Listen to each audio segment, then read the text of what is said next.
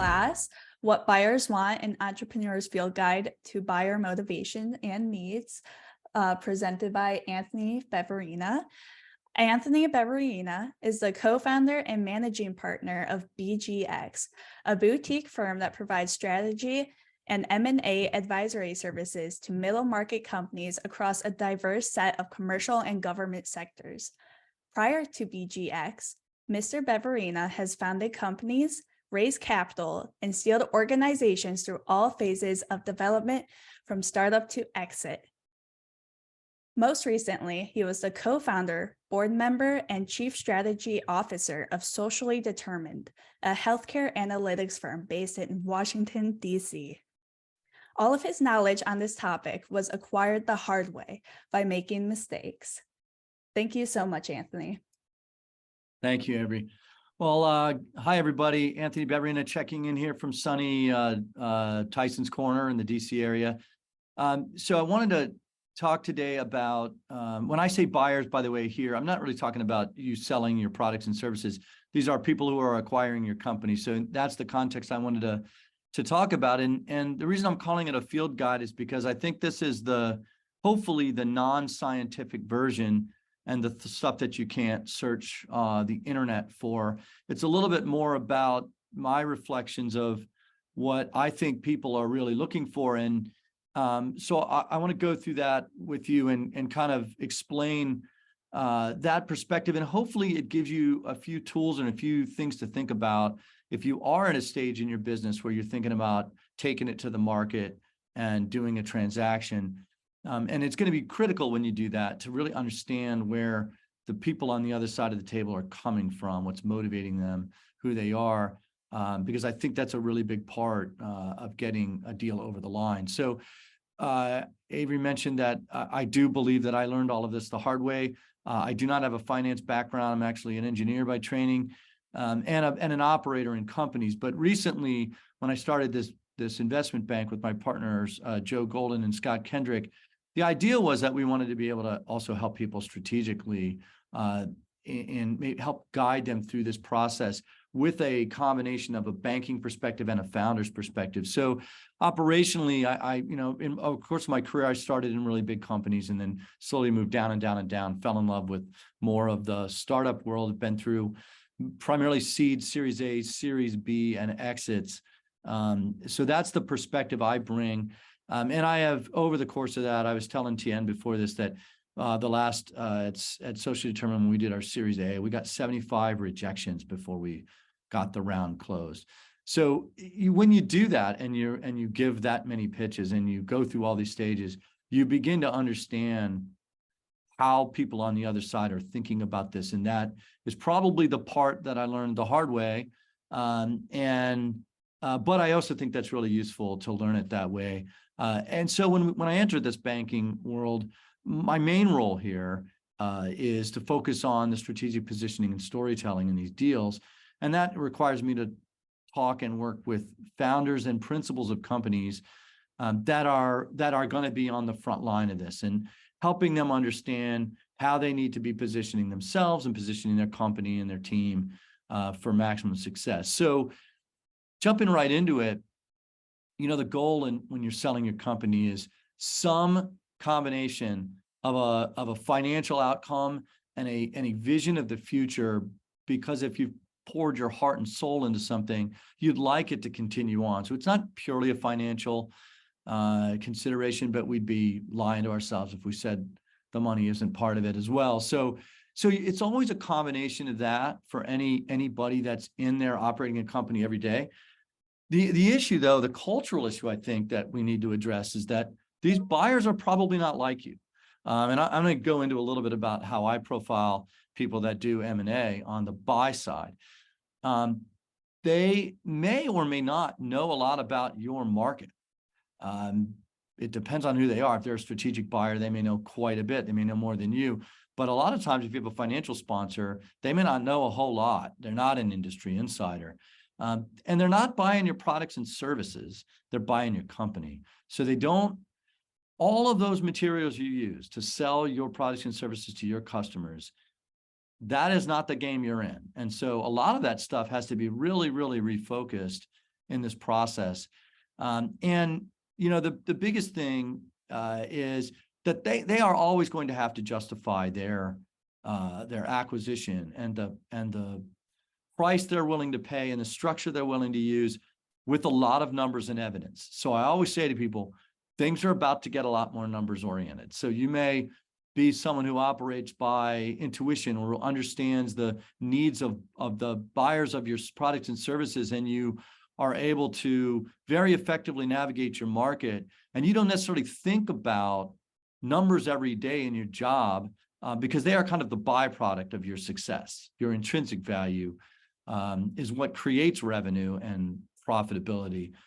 But once you get into this process, that you're going to be talking about that 80% of the time. And so that can also be a little bit of a cultural shift if you're not in your gut a financially driven person in your day-to-day job.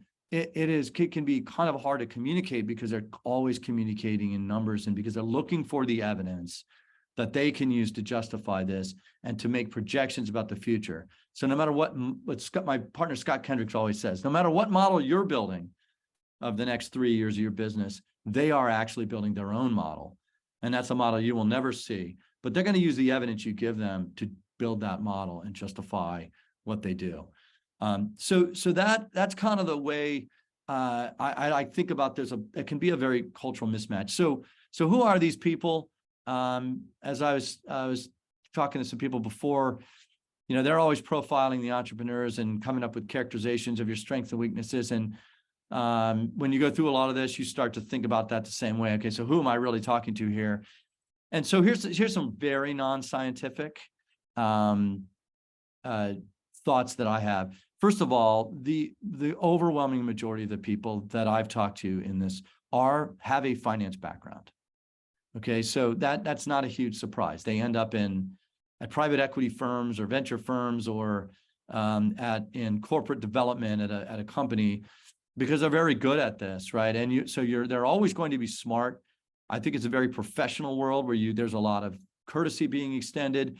But the thing is, they may not have a lot of operational experience. The last company I was in, on the board of directors, there wasn't a minute of operational experience in that company. And those were all the investors in that business, right? Have any of them been entrepreneurs? Well, you don't really run into that often. So yes, sometimes people are, especially in strategic buyers, you may talk to the CEO that walked a similar path you walk, and every once in a while, so they will understand you. But probably most of the time, the answer to that is going to be no. They haven't really been down that road. And so your discussion about how you go to the market and how you sell, they may not actually have a gut level understanding of what it's like to be in the trench selling.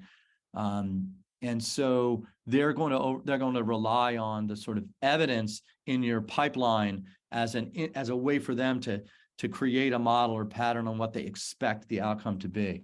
So that can be a little bit challenging at times. And then, as I love to say, right, that almost inevitably their risk tolerance is lower than yours. So by definition, in these earlier stage companies, you're dealing with a lot of people that are willing to take a lot of risks, and they have made their way by being willing to do things that people that work in large companies wouldn't know how to do because they're just not wired that way. So that's also kind of interesting. And so I love to say to people all the time, this is sort of the cocktail party talk of this today.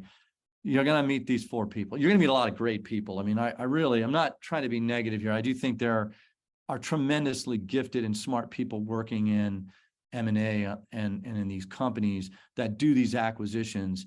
And you're going to be around a lot of people that have been very, very successful. But along the way, you're going to meet 1 to 4 of these 4 types.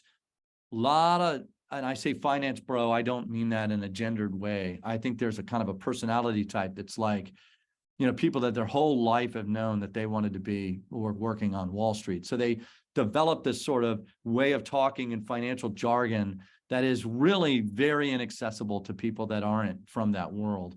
You're going to get a lot of that. There's going to be a lot of people at a low level that are just grinding through your numbers, asking lots and lots of questions.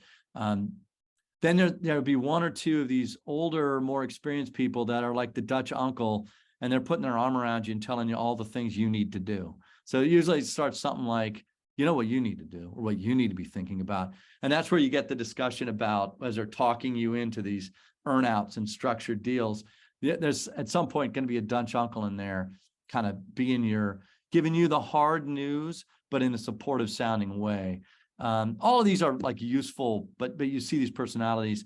A lot of them will tell you that they have all this operational experience, and they're kind of trying to talk to you as if they're part of the entrepreneur club, but they're really they probably aren't. They've probably maybe had one or two entrepreneurial jobs, or because by virtue of what they're doing, they end up on a board of directors of an entrepreneurial company, right?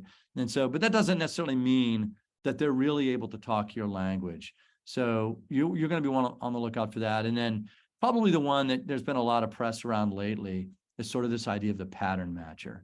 So they're absolutely predicting the future based on their pattern in the past. So they're going to lump you in. They're going to try to find a company that's very much like you, so they can tell the story through the lens of, well, this company's like that company over there. And so you'll see a lot of the sort of pattern matching behavior.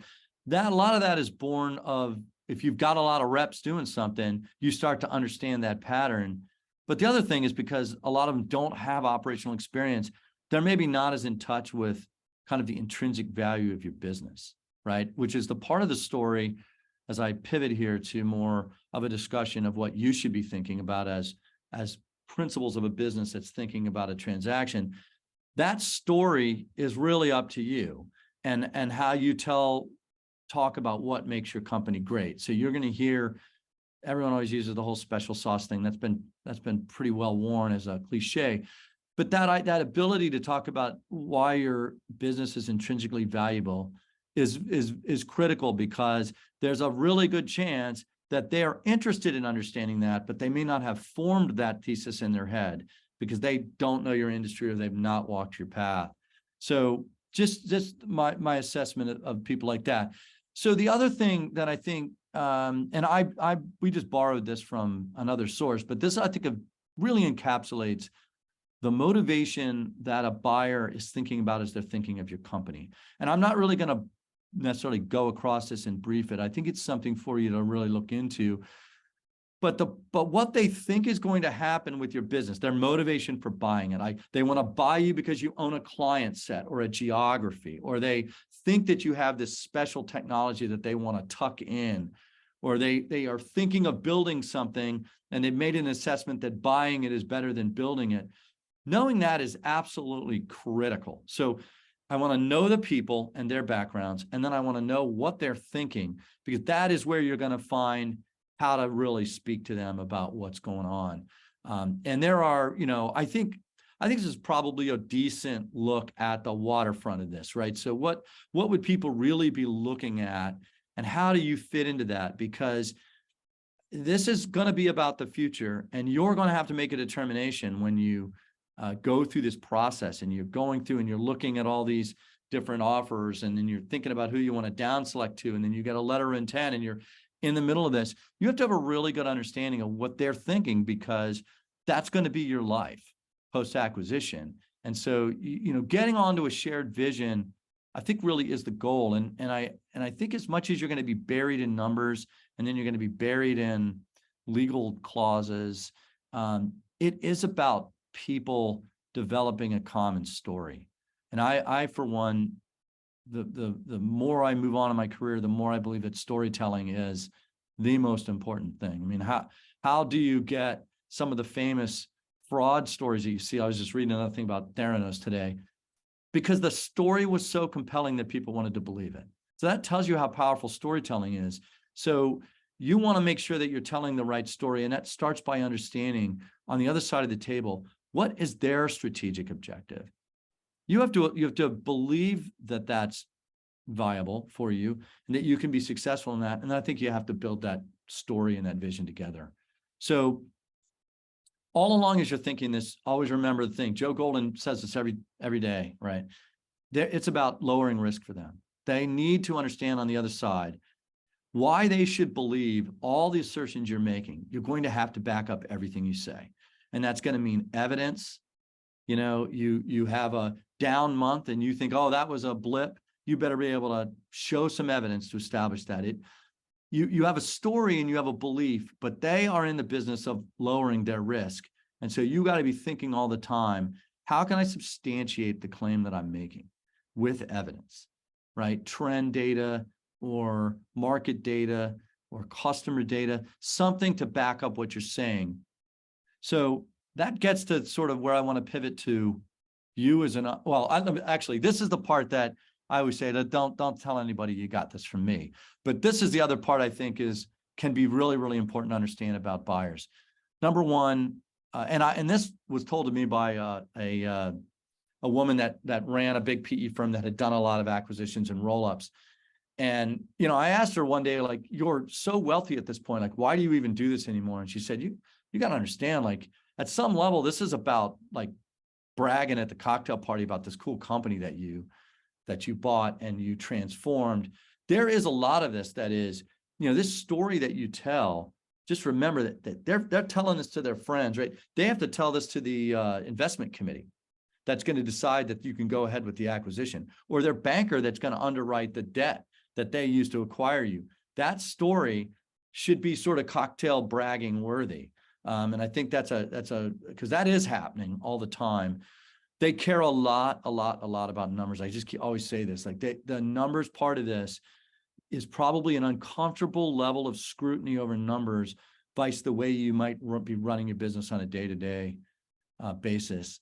And then I think the things that I think about a lot is, and this gets to how you present yourself. And there's sort of this Silicon Valley angle where you've got to be this big rock star CEO, and you're Steve Jobs, or you're Elizabeth Holmes, and you're just throwing bombs about how great you're going to be and how you're going to transform the world. But I think the reality in most deals is that it's a two-way street, and that if they don't see a way that they could take your asset and make it more valuable than you, then you're working against yourself, right? A little bit. So they have to have something to fix, right? They got to believe that if I bought this business, I could add my special skill or talent, money, bring in other executives, surround it with some different methodologies, blend it into a business unit, and that it will become more successful, right? So you don't want to get caught acting like you know everything. You kind of want to let them see themselves in the picture. So I talk a lot in with strategy with the firms I work with, that they gotta paint themselves into this picture. Like, you can't just be dominating it. And so that can be a little bit different when the currency for sometimes a CEO is to be super uber confident. They've got to be able to believe they can fix something in your business. And then, they're likely positioning you all the time. You're going to go through these phases where you're at the dinner, the management dinner, and they're telling you how great you are. And then you sign a letter of intent, and now they're chopping away at your value and your EBITDA, and you're discounting, and it's going to start to feel like they're kind of criticizing you all the time. Just remember, this is all sort of part of the game, and you don't want to take this stuff too personally. Just think about it as the chess match part of it. And this is probably, when I say that I learned all this the hard way, I don't think I was very good at this part in the transaction I did in my first company. I think my ego was way in my own way. And I took a lot of things personally that were really just them trying to work through a process and position me around. And what's probably the more strategic move is just to understand that the positioning is always going on. When they're telling you you're great, they're softening you up, right? And when they're telling you you're horrible, they're just trying to they're trying to discount the price or something. So these are really, I think, important things to just keep in the back of your head as you go through this process. And for the most part, when you hire a banker to do this, they're kind of on this, and they're standing there and helping in between you and the buyer and kind of helping you referee this. But this is probably one of the areas where, when it gets intense and people are working really hard, you start to see the kind of these issues start to bubble up, and then the communication can break down, and that becomes really, really a problem. So probably the greatest article I ever read, I think is like maybe 2008 or something, Harvard Business Review, this thing called The Founder's Dilemma. And it's the whole idea of the king versus rich dilemma, right? So as an entrepreneur, you sell your company. Are you interested in being rich and therefore ceding control, or is control the most important thing? So you want to be the king or the queen? So I think this was a really, really insightful analysis. And I think that it gets to how and I keep saying founders, but I think it's the leadership team as a whole. You got to be really, really careful about this, because you want to not be so invested in your own greatness that you are in the way of your own deal. Because again, they have to see themselves in the picture. They have to believe that you're going to be useful in the next phase and a team member and all of these things. And you should realize right away, you're going to give up control in one form or another. Even if they tell you, we want to run you as your own business unit, that doesn't mean you're not going to be answering to someone. And so keep the motivation internally in the right place. Is how important is it that you're the king or queen? And how important is it that, you get this financial outcome? It changes your behavior, believe me. And I think this is a really important article. I would suggest it's one of the few. It's sort of like crossing the chasm. It's like, I would recommend, they're like timeless ideas that 30 years from now, you should still read and consider. So that's a really good one. And then I think, this is sort of the thing that I counsel a lot of people on. These processes are brutal and they're long, and you will be found out. Your strengths and weaknesses will be apparent, but that's not a bad thing. I think what's bad is when you are trying to pretend that you're great at everything, right? Because you're used to selling that confidence, when you really know that there's a reason you're in the position you're in, and it's some really, really great talent that you bring to the table, where you're a great financial operator, or you're a great sales executive, or you're a great product thinker, or something like that. Like, recognize that you can't be great at all the facets of business. And at some point, the reason you're even talking about selling is probably because you've hit a level where you're not really the right person anyway. So I think the authentic treatment of that is really, really critical. And you will get a lot of credit for your humility and your approach to this. So from a practical standpoint, and I'm going to kind of land the plane here and invite questions. I think that every company has an intrinsic value, and that buyers see that. And that you should be very confident about what made your company really great. But you know what? You're not great at everything. And in that idea that they have to paint themselves in the picture, you should cede all the rest of it, right? I wish I had said this in my first go around. You know what? This company is great. Our product's great. Our customers love us. We suck at sales. And that's why we're not bigger. So if we fix that, this thing's going to grow, right? But we were too invested in like defensively, like, why aren't we selling more? You know what? If you're not great at it, it just creates opportunity, right, in the future.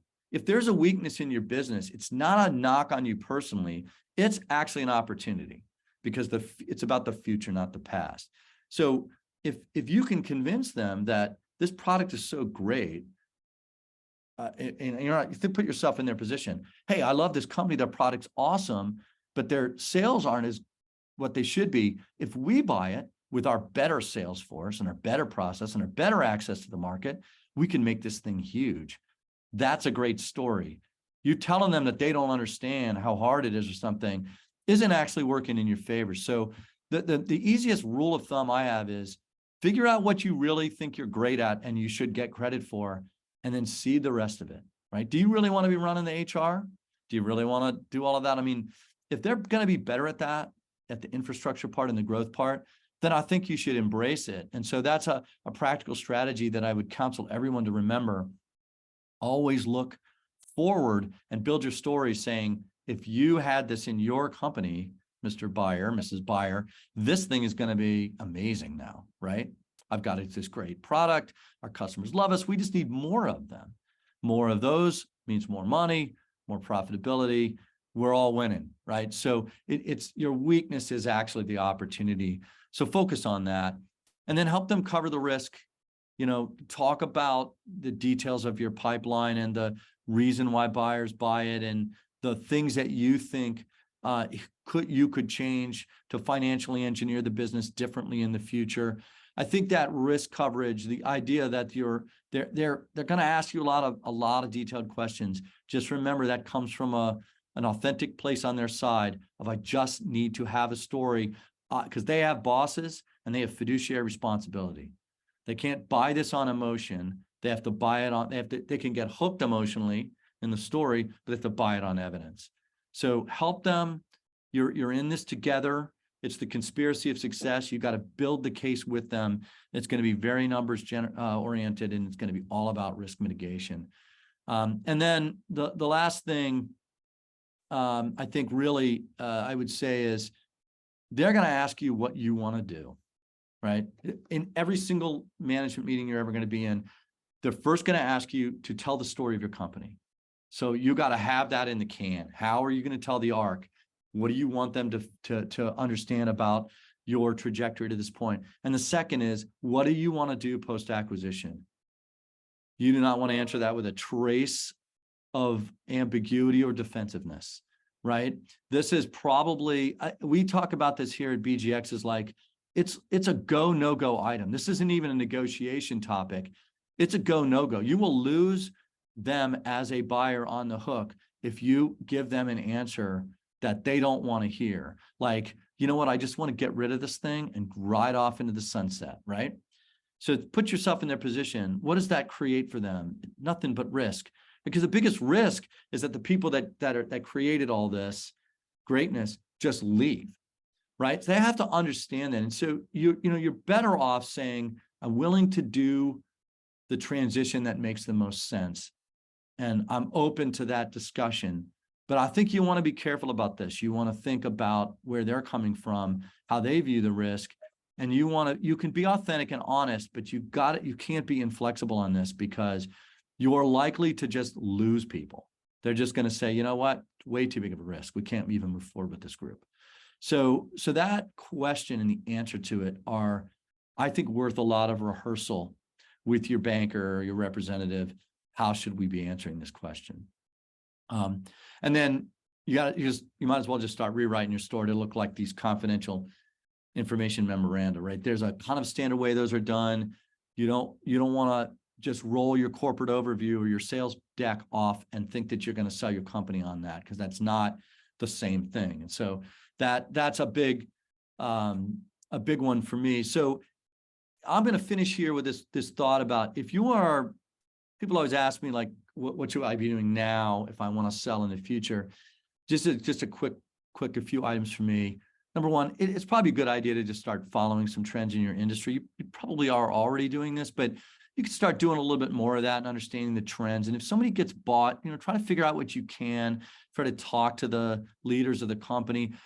Most exited entrepreneurs are more than happy to talk to other entrepreneurs about their experience. So you can actually get a lot of really good information out of people. I would start looking into that to understand what's going on in your industry. And then I would start keeping score in your business on the things that they're going to care about, like the trend in your revenue, the size of your pipeline, the monthly growth in your revenue. These KPIs that are going to become the major part of the buying deliberation.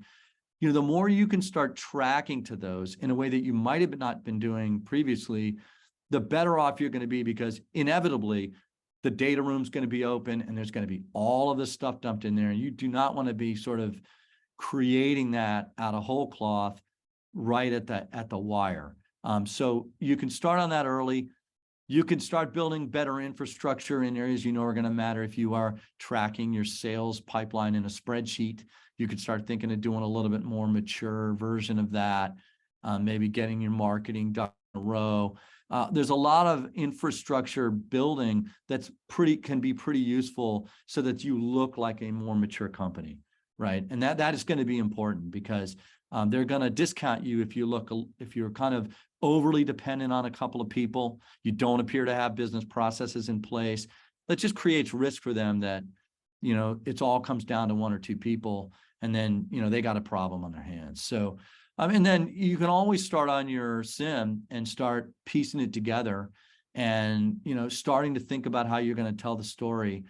These are really good things to do that get you prepared for a transaction. And in our firm, we call it like a kind of a transaction readiness phase. You're not really hitting the market because maybe you think, I need to get to this next level. I need to get to 10 million ARR. I need to hit the next milestone.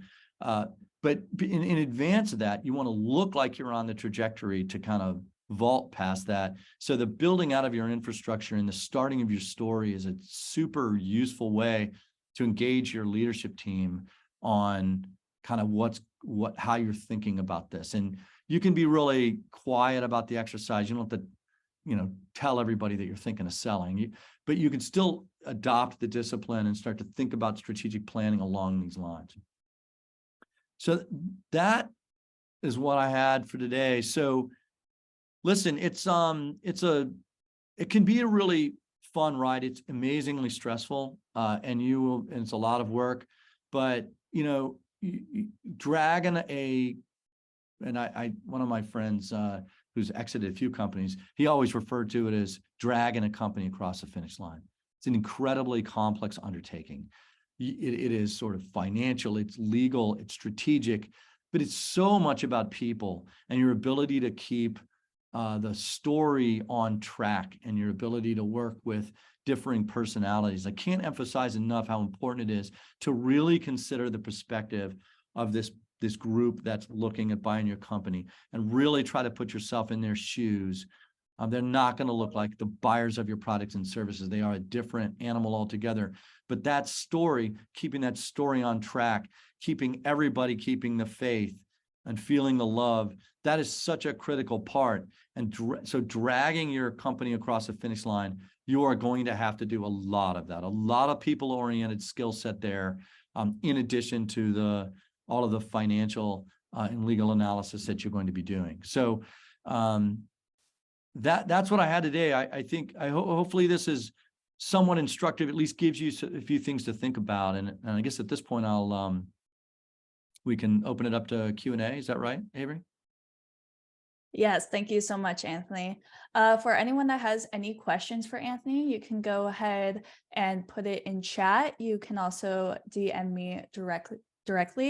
If you want to verbally ask the question, you may also raise your hand on Zoom. And we do have a few questions in, so let's get started. Our first question is, focusing financial numbers other than pipeline/products for M&A. Are investors having the same thinking? Could you ask that again? I'm not sure I caught that really. Yeah. Focusing financial numbers other than pipeline/products for M&A. Are investors having the same thinking? I'm still struggling a little bit on the intent of that question, but let me just take a shot at it. So I think that when I think of pipeline, I think of belief that you can hit your growth, that there are so many metrics around how many you have to convert your pipeline to sales, and you want to build this sort of upward trajectory of your revenue and your profitability. And that's going to be about, how you're creating that pipeline. So I think they're going to focus a lot on pipeline because in their modeling of the future, one of the biggest inputs is going to be, how do I stack these deals up, right? If you're running a government contracting business, they're going to look at, this sort of waterfall of contracts. If you're running a SaaS business and you've got this recurring revenue model, they're going to try to stack in their model deal on top of deal so they can see the recurring revenue base growing. I think that those metrics, the pipeline to me becomes evidence for the model that ultimately ends in a revenue and EBITDA.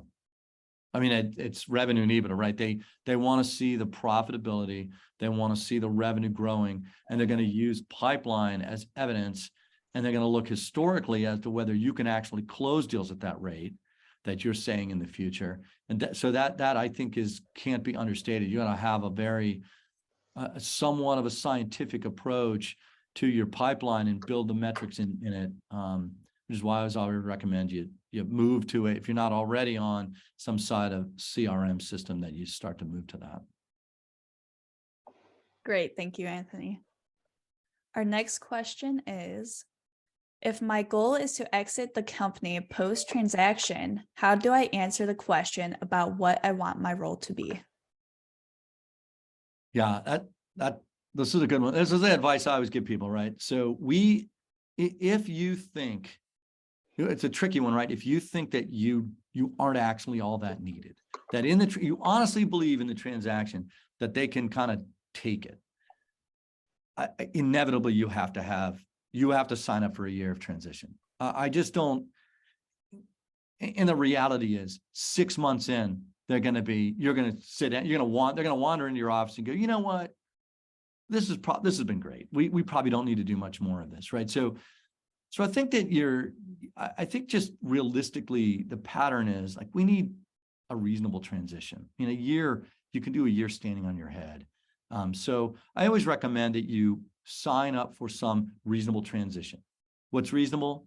A year. What's likely to happen is 6 months in, you're out, right? You just agree to part ways. So I think, I mean, that's, again, unscientific, but I just haven't seen the idea that they just kick you to the curb on day one of that. I mean, a transition is required in some way. Don't get overly worried about that. I don't think like 2 years is, unless you're on an earn-out. I mean, a transition to me is sign up for a year and be thinking that 6 months in, if you're really, really honest and about your transition and really work hard on that in the spirit of cooperation, you may come to a point where you just look at each other and say, yeah, I probably don't need to be here anymore. I can get out of the way and let the next group take it, right? So that's probably the way I think about that. Great. Thank you, Anthony. Our next question is, you said that one of the biggest risks is everyone leaving after acquisition.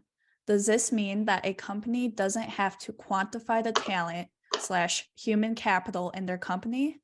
Or are those some numbers that could still help?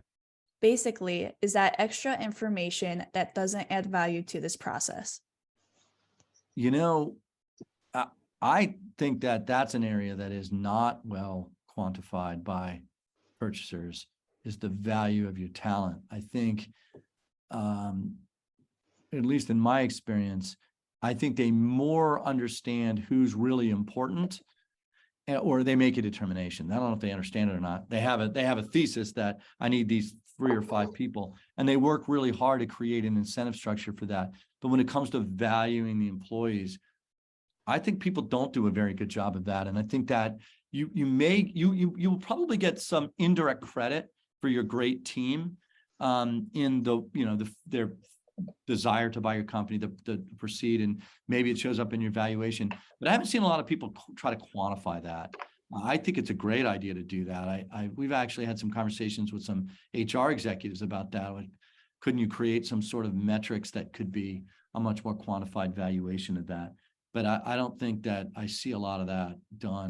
But it's a great idea. It matters a lot, because what happens, I mean, you read all the articles, the trend is like 2 years later, 80% of the people are gone. Well, why is that? They probably didn't really value them correctly. And I think that's always a chronic problem you see when you talk to people, is in that 2 years, what happens to all those people that drove that value, right? So that's probably an area that I think the world could get a little bit better at. Can I jump on that question a little bit more and do a little bit of a deeper dive? Sure. So one of the things that I've seen happen, because let's say you're dealing with selling your company, and we hire you guys to come help position the company, help really create a value prop for the folks that are purchasing the company. So the concern at the end of the day for the company that's actually trying to acquire you is, I'm not going to sit over there and talk to all my employees and tell them we're going to get acquired. No, by the way, here's the process, because that's not going to happen. Right.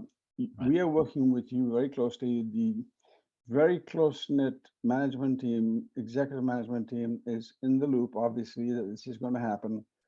Even there, I think there's a limit of how you can help people participate or not participate. The concern is that if you do it that way, and you have a very tight relationship with the folks like yourselves and trying to work with this with the buyer, that at the end of the day, the company that's acquiring you, if they don't have a very good understanding of who your talent really is, that could backfire big time. The other part is, if you don't do that up front and you go through the acquisition, there's all these different folks like these, the whack-a-mole games that pop up and you kind of whack them. And they basically try and alter the whole deal. And so what ends up happening, and this has happened to me a couple of times right now, where the company that's acquiring you starts to put money aside for those days or those times where they will have to go back to the folks that they acquired and say, okay, we understand that you're critical. We now have a much better understanding of what your value is. So we will create incentives for you, and they have to go through a whole gamut of, more incentives. So ultimately, at the end of the day, the purchasing price has to cover the fact that they still haven't and don't know all the talent. Your comments about that would be really appreciated. Yeah, no, that's a real, I think you really gave a great analysis there.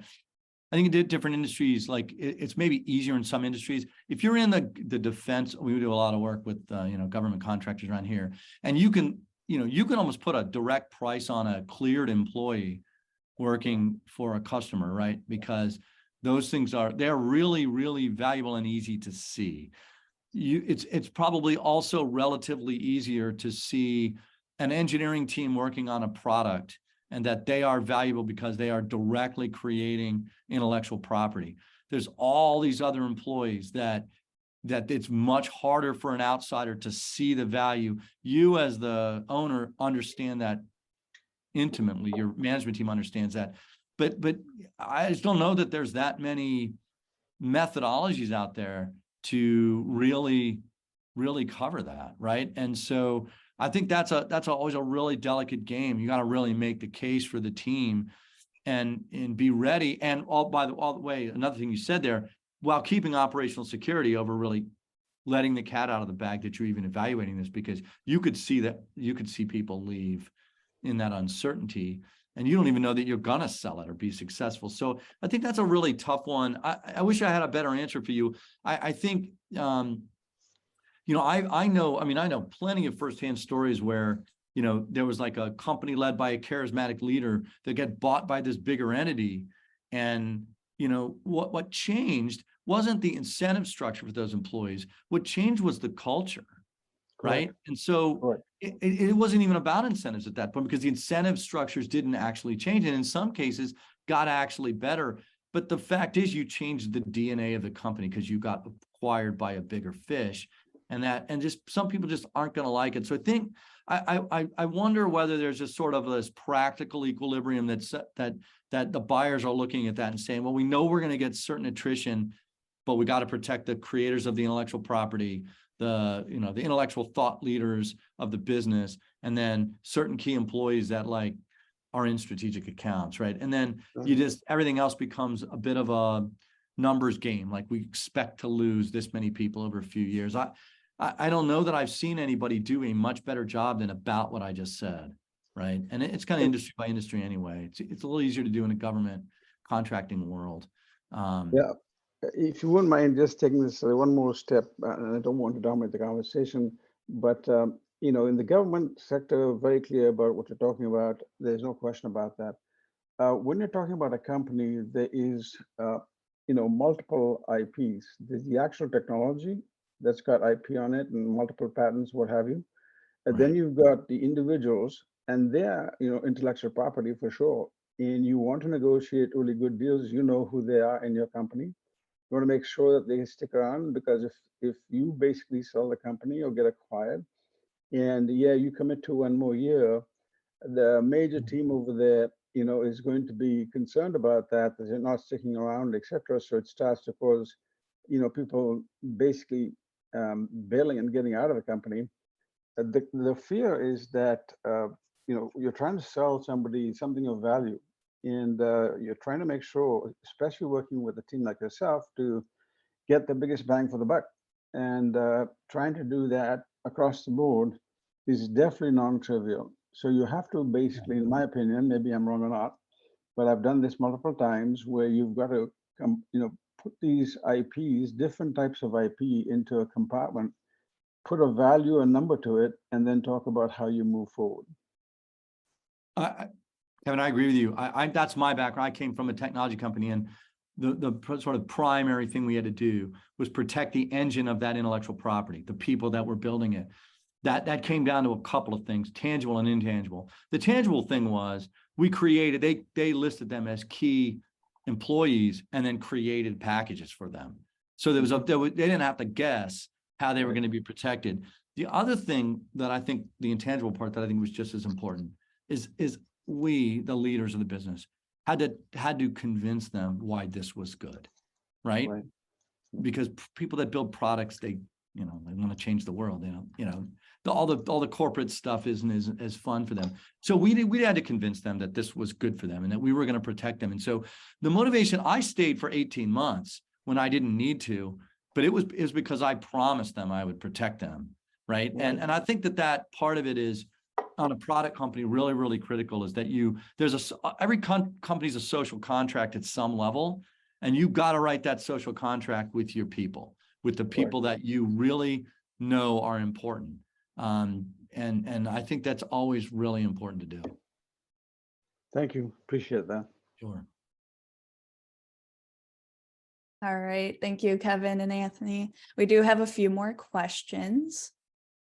Let's see, next question is, what are 2 or 3 tricks buyers use when negotiating to buy a company? Anything we need to be wary of? I don't know if it's a trick as much as a tactic. I'm going to not use the cynical version of this, but this is the big one for me. They want to get you into a negotiating state where they are exclusive, right? So the goal would be to get you into sign an LOI where they are the exclusive acquirer. They have an exclusive 90 days or 60 days to negotiate the deal. That's when they're going to start pounding away at that value, because they know they don't have a competition. What I always think is the most powerful motivator in the world in deal making is fear of missing out. Right? Joe Golden, my partner, says all the time, it's the process that creates the value in the outcome. Is one of the great value. Obviously your company is the value, but the process creates an outcome because it keeps a competitive environment going. So one of the tricks or the tactics that they want to do is get themselves into an exclusive negotiating position, and that's when you're going to start to see pressure on everything. That's when you're going to flip from being the greatest leader in the world to someone who's not able to run a business, and you can't convince me that you're going to grow this, because they're chipping away at you. That for me is why we try to keep at least a stalking horse competitor in the race as late and as deep in as we can, because the only way to keep a lot of people honest is for them to say, listen, we'll just walk away and go with the other buyer, right? I think that's probably the biggest. If I was to call, I don't know that I would call that a trick. It's just I guess it's a negotiating style. I guess the other one, to look out for is the kind of window shopping that people do, like a strategic buyer. They may come on really, really strong because what they want to do is gather intelligence, right? And I don't know that there's a great way to necessarily sniff that out, but you're going to see a lot of that, right? They want to understand the details of your business. So they're going to try to get themselves embedded far enough to get a lot of the details they need to gather intelligence in the market. The way you're going to counter that is only disclose based on they have to commit to something. Like, don't give anything without getting anything in return. And so I think those two are the ones that we see strategically through the process that you see a lot of. So I'll just leave it at 2. Thank you, Anthony. Our next question is, What are your options if you did not include a time deadline and the fully completed agreement is not signed even after 14 months with a sincere promise to fully execute it each few months? Seems still very interested, but just keeps getting delays. Yeah. Unfortunately, like the walk away from the deal, I guess the other force besides FOMO is you walking, right? Like in any negotiating book, right? It's the most powerful thing. It's willing to walk. That's a tough one. I think perhaps the reason, if you had the luxury on the other side of just stalling and stalling and stalling, what are you waiting for? You're waiting to figure out whether you're almost de-risking the whole time. You're like, well, I'm in no rush, so we'll just see what the next quarter is. Let's see what the next quarter does.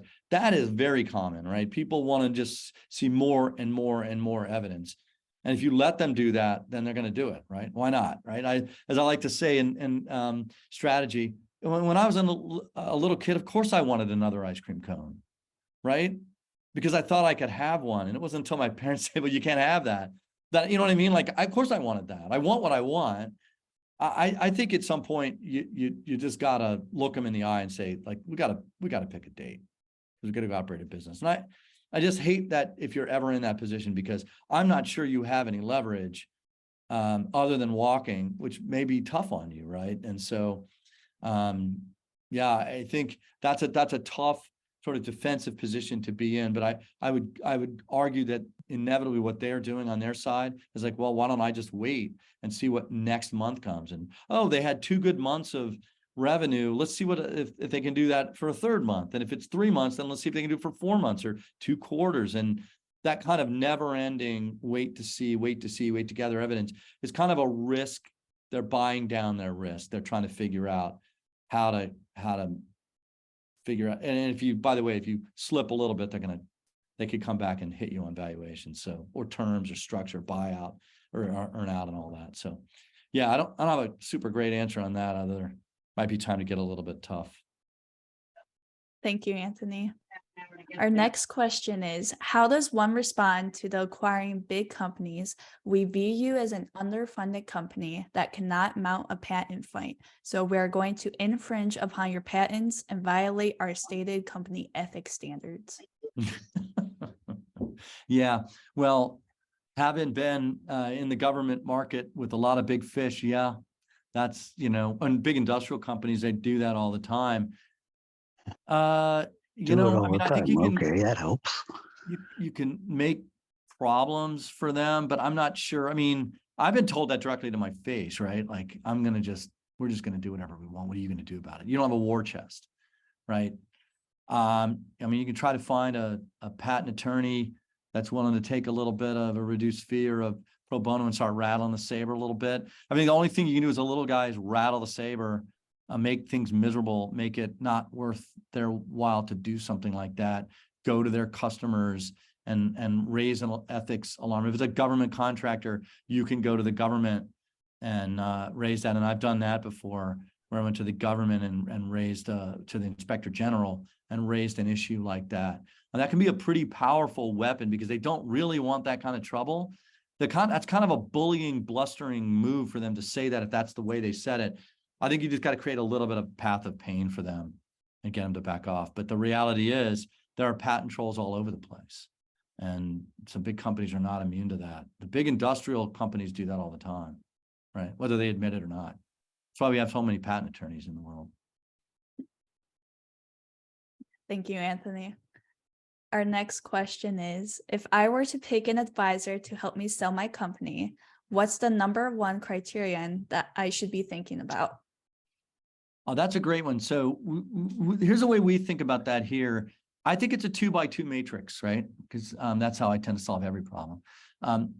You want a banker that can run a great process. That's one axis. The other axis is you want them to tell a great story, right? So you want to be in the upper right quadrant where the story is great and the process is really good. So what does it mean? So running a good process, access to buyers, they have a very clear way in which they do things. They can demonstrate the success of getting people really great valuations because of the way they structure the banking process. They should be able to explain it to you without a bunch of jargon so that you can understand it. On the storytelling, it's probably going to come down to a feel. Is this the banker, the individual, or the individuals that I trust to represent me in the room when I'm not there, that really is willing to understand my company? Because I've seen a lot of both, right? Companies that are bankers, banks that say, I've been on the other side with friends that are in the process, where the banker knew a lot of buyers, but just couldn't write the teaser and the confidential information memorandum in a way that was compelling. Right. So they were not great storytellers. They didn't understand how to position you. So you got to make them pitch you on how are we going to position you and tell your story? And then what's the process? Those two things, I would say it's two, it's not one. And you may get that from feel. I would recommend, and I always recommend this as a little guy, I've always been the little guy in the fight, that the power of the bank does not mean your banker is going to get that over the line for you, right? Just because a bank is big doesn't mean that the people you're dealing with are going to be able to do it. And so you really want to make sure you get the feel for those two things. And that's how you'll know you got the right fit, because they are representing your business. And there's a lot of discussions that are going on without you in the room. And you need to trust them and know that they tell that story right. Thank you so much, Anthony. I think we are all done with questions. If anyone has any more last minute questions or would like to stay, you may go ahead and do that. But thank you all for joining today. Thank you so much, Anthony, for providing us this great information. Yeah, thanks everybody. Just a quick question. Anthony, do you have your contact information, or did I miss that somewhere? I didn't put that on there. We have a follow-up we're sending out, right? Avery, Tien, that we could put it in there. Yeah, I'm gonna go ahead and send you the attendees. So I'll send it out with full contact information. Thank you very much. That was very good. Quite welcome. So Anthony, just a quick comment. Chris Sarla with Life Science Wealth. We deal with founders all the time. And your comment about having somebody able to tell your story is absolutely vital. I think that's one of the best points that you can talk to these people here about today is having somebody who can back you and be on your side when you're not in the room. I think that is probably one of the most underestimated vital pieces of information when it goes to selling your company. So kudos to you to even just making that comment, because you don't hear it a lot. Oh, thank you. Yeah, I completely agree. all right. Thank you guys so much for joining.